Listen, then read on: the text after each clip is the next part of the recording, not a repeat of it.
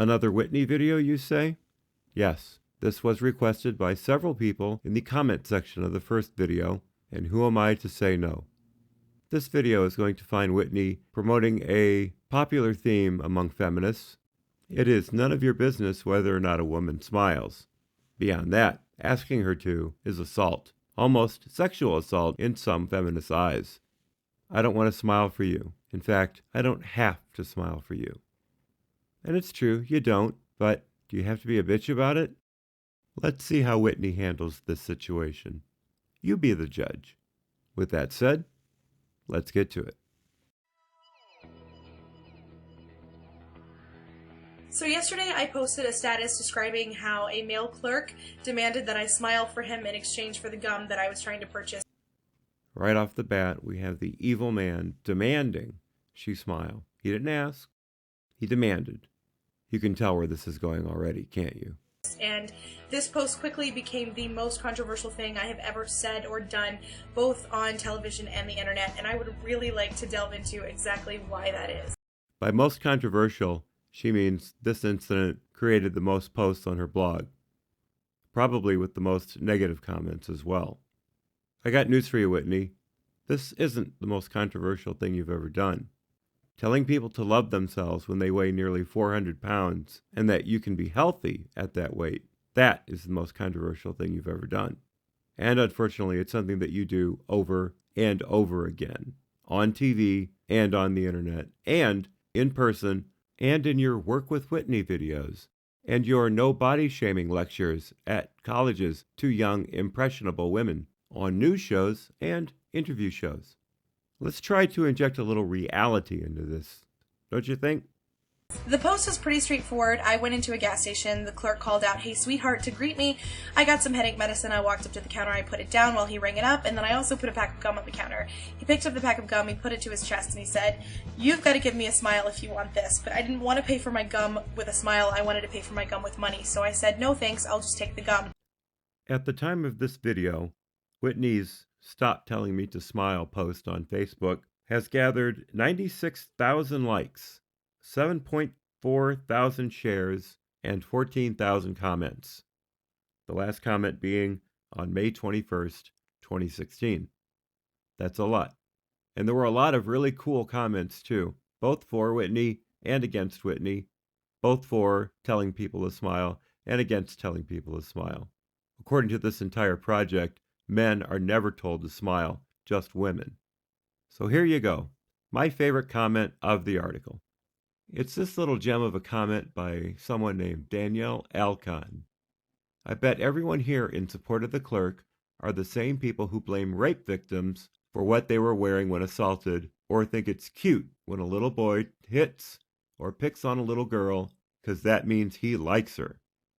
Telling women to smile all ties into this. Hashtag, you're still missing the point.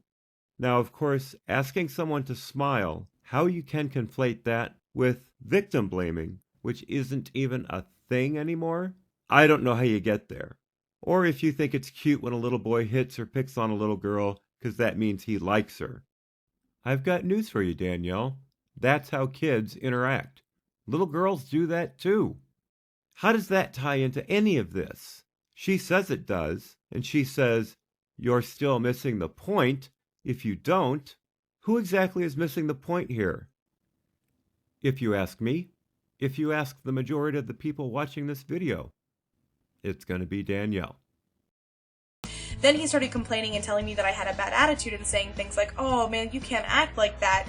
I never said anything, he never put down the gum, he never rang up the gum, so I put down some money on the counter for my headache medicine and then I left. If you look at Whitney's Facebook page, she does tons of selfies, like any good old 32-year-old woman would do. Wait a minute. Nah, never mind. Anyway, tons of selfies, smiling, kind of glamour shots. Here's a little thigh just to let you know I can be sexy, stuff like that. But look at this picture. This is a fucking mugshot. If she looked like that when she walked into that store and stood at the counter, I would have asked her to smile. I would have begged her to smile just to keep my day from going into the shitter. Because when she walked out, that was the face he was left with. That's a bad day. That is a miserable day.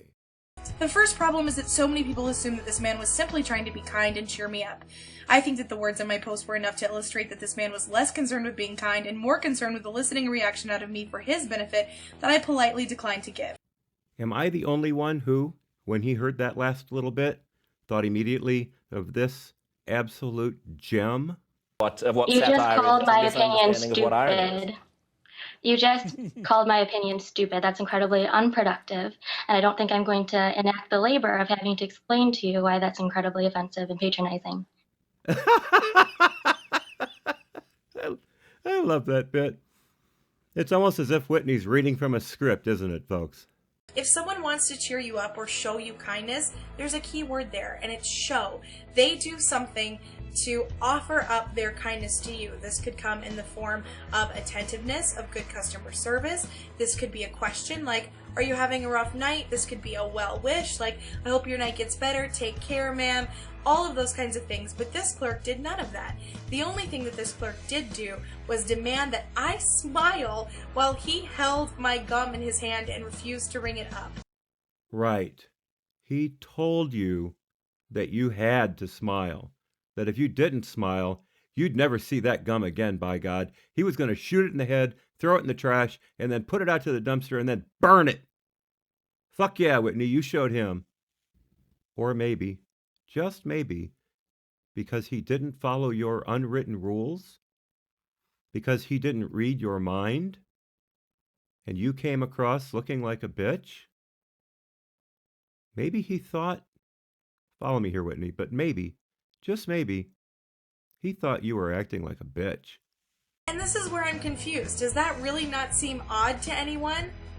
That question right there shows just how little Whitney knows about, if I may, the common person, the common man, the common woman behind a counter who has to stare at people all day long while they just stare at the counter, fiddle with their stuff while you're trying to ring them up, and then walk out without ever interacting with you, without ever giving you the kindness of a human moment.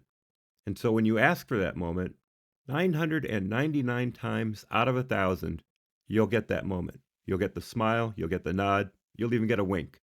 And as someone who's worked a counter for countless hours knows, that makes your day.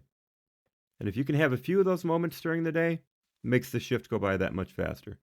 But Whitney doesn't get it. Whitney doesn't realize that all that clerk was asking for was a little human interaction. Poor Whitney. Poor, put upon Whitney. Think about it this way. What if somebody said, I'm going to sell you this gum, but I need you to clap your hands 5 times. Or I'm going to sell you this gum, but I need you to turn around in a circle. Or I'm going to sell you this gum, but I need you to put your hair in a ponytail. Like, that sounds pretty absurd, right? And it would make you uncomfortable. Well, they would certainly make me uncomfortable. And you know why, Whitney? Because they're stupid things to ask for. Turning around, patting your head, sticking your tongue out. None of those things makes any sense. Because you just made them up. Once again, absolutely no feeling for the common person whatsoever. He asked you for a fucking smile in return for gum, which you needed so badly, you left it behind. And let's think about why that makes us uncomfortable. It makes us uncomfortable because each person wants to have control over their own personal autonomy. This means that we control how we look, what we wear, how we dress, what we do with our hair, the way we talk, what we engage in, and yes, even if we smile. And your personal autonomy has not been threatened. You're able to do all of those things, including smiling or not smiling, as you chose not to do with the clerk. But here's the thing, Whitney. People are going to judge you on those actions. People are going to judge you on the way you're dressed, the way you did your hair. And they're going to judge you on whether you smile or not. Capiche? When someone else refuses to do their job and requires that you perform a task for them in order to get your item, that's a manipulative power play, and it has nothing to do with kindness. A manipulative power play. Do you listen to yourself talk? Do you play these videos back to yourself before you put them up on the internet? He asked you for a smile. The manipulation, as you call it, was a simple, I'm not going to ring this gum up until you smile. Oh my God, that manipulative bastard. I hope you got him fired. Women do not have an obligation to appear happy or outwardly pleasing to men at all times. This situation is about a man's control, not about a woman's rudeness. I'm sorry for all the quick cuts. I really am. But she won't stop saying stupid shit. Which brings us to her 2 stupid shit points in this last phrase. Pleasing to men at all times. Nobody said that. Nobody's ever said that, except women. Women want to be pleasing to men at all times, unless they're home or they're lesbians. Otherwise, you're dressing for the men. Don't say it any other way. As far as rudeness goes, we've established who the rude person was in this exchange, and it wasn't the clerk, sweetie. Let's not forget that this man never once smiled at me. He only wanted to extract something from me for his benefit, and I don't see the kindness in that at all. Funny how that rather important piece of the puzzle did not make it to your incredibly popular post. No mention of that in there whatsoever. It's almost as if, I don't know, maybe you're making this whole thing up? Maybe? Not to mention that if someone has explicitly said that they don't want to do something, like smile, requiring that person to do it is the last thing that's going to make the person feel better. Like, really, what planet are we on? Ooh, pick me. I know the answer. The answer is, I'm a big fat liar who is on the internet, but I'm really a feminist who isn't really fat and is not a liar, so everyone should cater to me. That's right, isn't it? That's the right answer. It's unprofessional to flirt with your customers at work, especially when you deny them the service that you're getting paid to perform for them. He wasn't flirting with you. Someone said he was flirting with you in your comments, maybe, but he wasn't. He was trying to get a smile. If asking someone to smile is flirting, then talking on a microphone is physically assaulting someone's eardrums. And that brings us to our next point about feminism and sexism.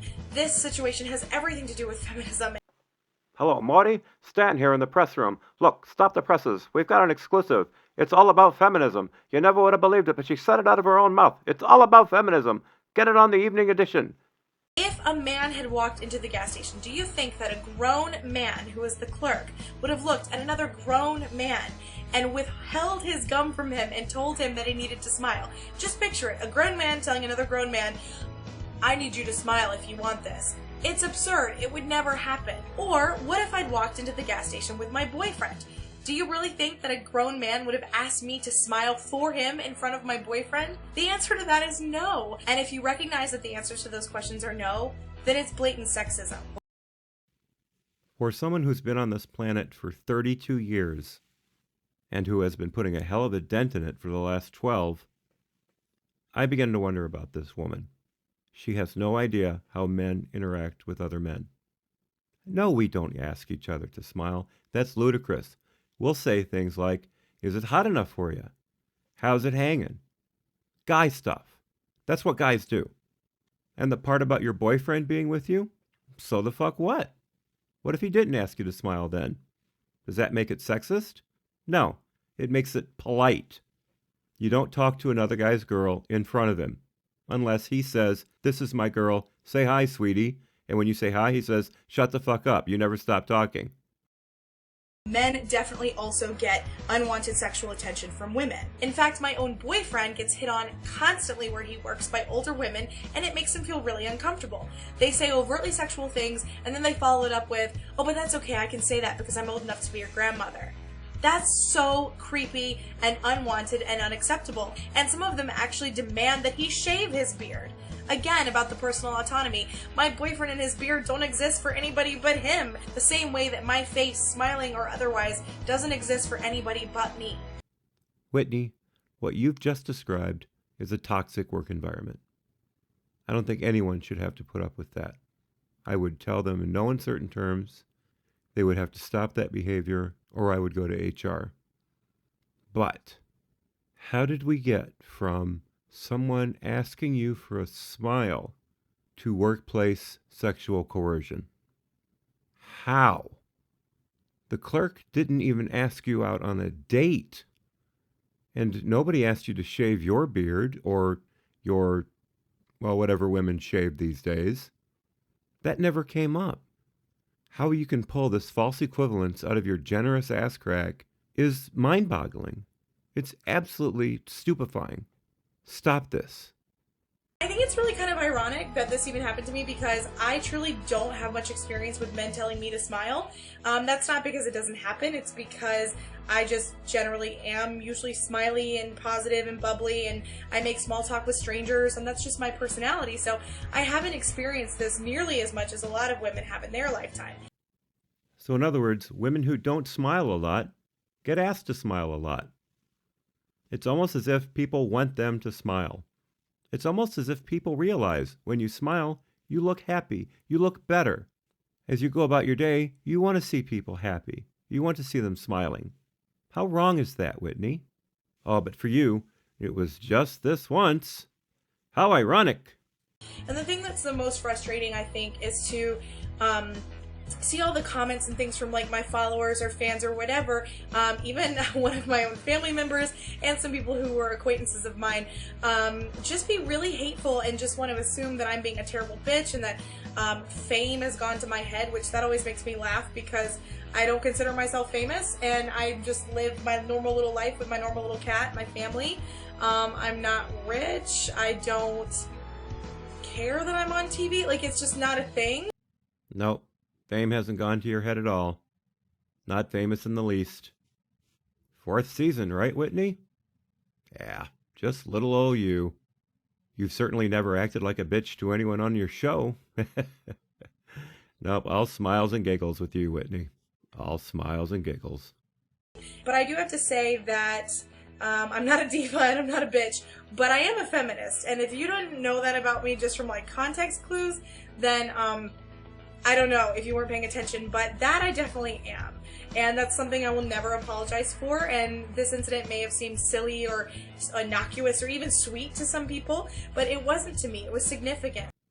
I was going to do another newsroom clip here, going over how she said being a diva and a bitch does not equal being a feminist, but that horse has pretty well been beaten to death, so what are you going to get from me out of that? Nothing new. But she would, of course, label this insignificant event significant, if it even happened. Let's keep in mind, this little clip of hers appeared about a year after the woman walking through New York for 10 hours getting all those quote-unquote cat calls. Well, hell, all those quote-unquote. There were hardly any at all considering what part of town she was walking through, which I'm sure wasn't deliberate in the slightest. No. Far be it from a feminist to try to stretch the truth a little bit. Which brings us right back to where I started this clip. Well, I don't know about you, dear viewers, but I've had enough of her. Obviously, though, not quite enough. Instead of the same old hat and pasture, thought I'd give you a little something different in the background for the outro. Ain't it grand? There's one thing I've been dying to say throughout this entire piece, but I've been saving it till now. All she had to say was, this is an old joke, but some of you may know it. All she had to say to the clerk was, "Not tonight, dear. I've got a headache." Boom. He would have laughed his ass off. She would have got her gum. He probably would have given her the gum. But no, she had to be a bitch. I mean, a feminist. Fuck it, you know what I'm trying to say. Anyway, thank you all for coming, and I really hope you enjoyed this one today. Maybe Whitney put a smile on your face. One can only hope. Okay, y'all. I look forward to seeing you in the future, so be well, and as always, thank you for your attention.